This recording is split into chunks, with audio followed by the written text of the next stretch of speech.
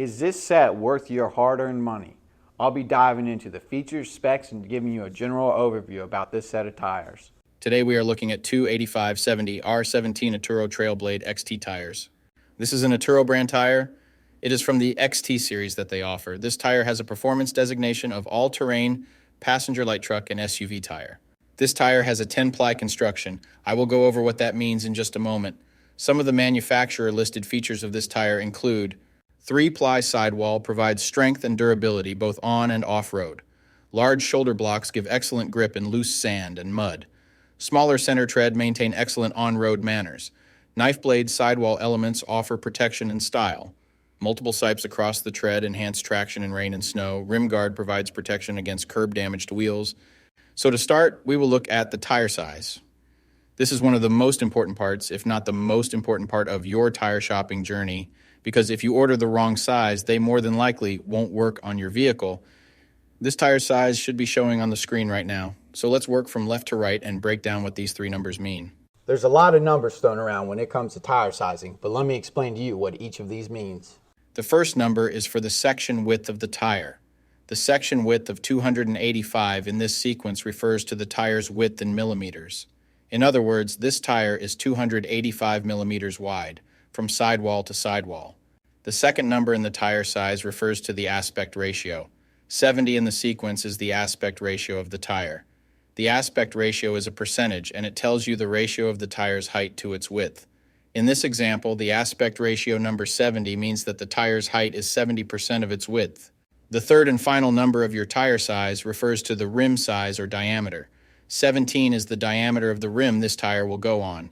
The rim size of 17 in this scenario indicates that this particular tire would fit a rim with a 17-inch diameter. Keep in mind this number is not negotiable.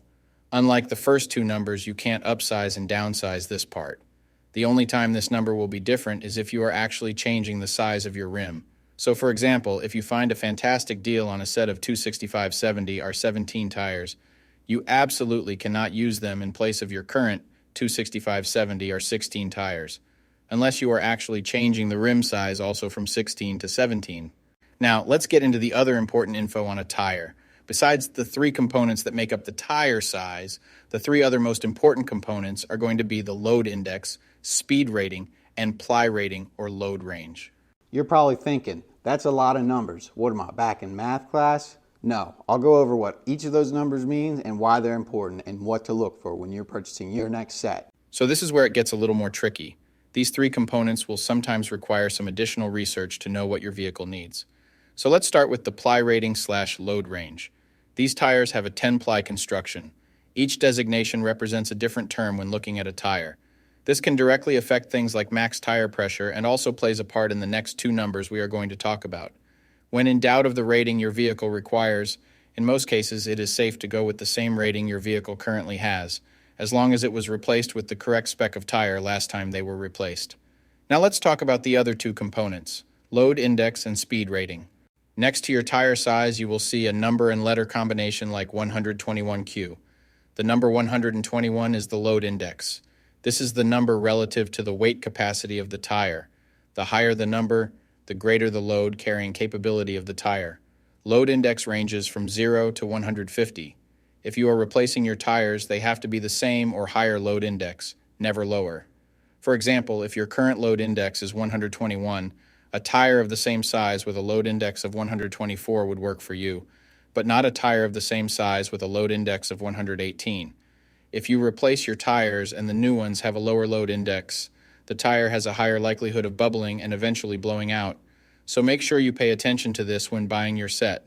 So for the tire we are looking at today, the load index of 121 represents a weight capacity of 3,197 pounds.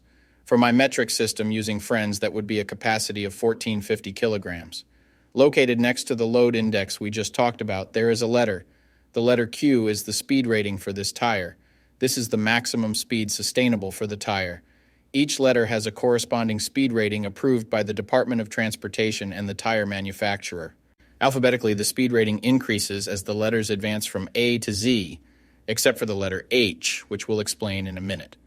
The most common speed ratings range from L, 75 miles per hour, to W, 168 miles per hour.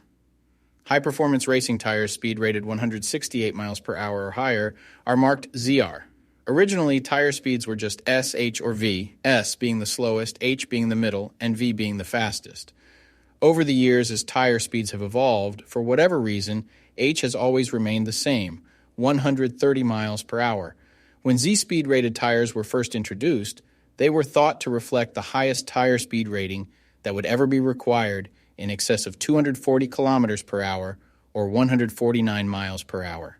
While Z-speed rated tires are capable of speeds in excess of 149 miles per hour, how far above 149 miles per hour was not identified. That ultimately caused the automotive industry to add W and Y speed ratings to identify the tires that meet the needs of vehicles that have extremely high top speed capabilities. So the speed rating of Q in the case of this tire means that this tire is rated for speeds of 99 miles per hour or 160 kilometers per hour.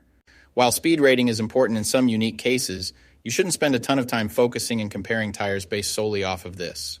While you do want to make sure the tire matches your vehicle manufacturer's specified speed rating, in almost all cases, the speed rating of a tire should always be above 85 miles per hour, which is technically the fastest posted speed limit anywhere in the United States.